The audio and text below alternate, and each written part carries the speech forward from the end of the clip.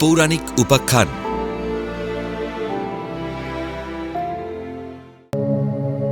দেবী শীতলা কে?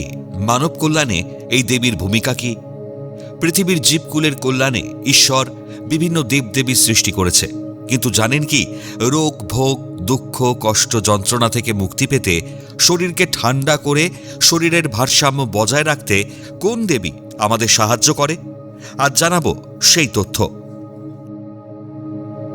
শীতলা দেবী হলেন হিন্দু ধর্মের একজন লৌকিক ও পৌরাণিক দেবী, যাকে মূলত রোগ নিরাময়ের দেবী হিসেবে পূজা করা হয়।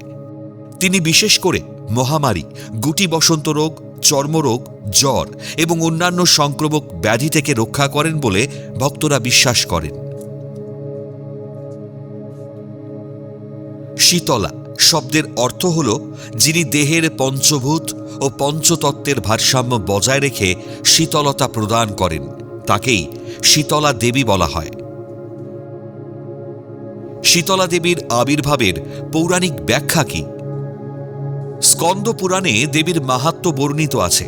বলা হয়, জরাসুরের দাপটে যখন মর্ত অতিষ্ঠ হয়ে উঠেছিল, জরাসুর নামক অসুর যখন মর্তে ভয়ঙ্কর জরাব্যাধি, রোগ, মহামারী, গুটি বসন্ত, চর্মরোগ ও জ্বরের মহামারী ছড়িয়ে দিচ্ছিল, তখন সেই প্রকোপ থেকে মানুষকে মুক্তি দিতে এবং অসুস্থ শরীরকে শান্তি ও শীতলতা দিতে দেবী পার্বতীর বা দুর্গার অবতার হিসেবে তার আবির্ভাব ঘটে।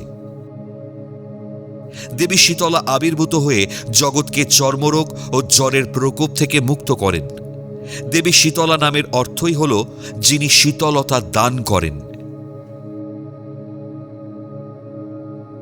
দেবীর পরিচয় ও স্বরূপ কি?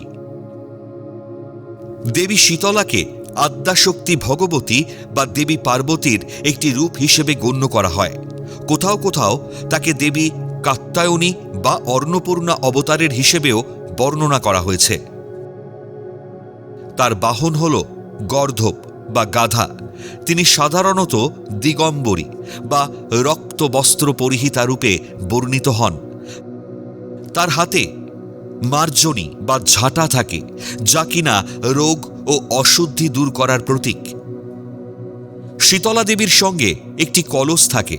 এতে থাকা শীতল জল বা অমৃত দিয়ে তিনি অসুস্থদের সুস্থ করেন।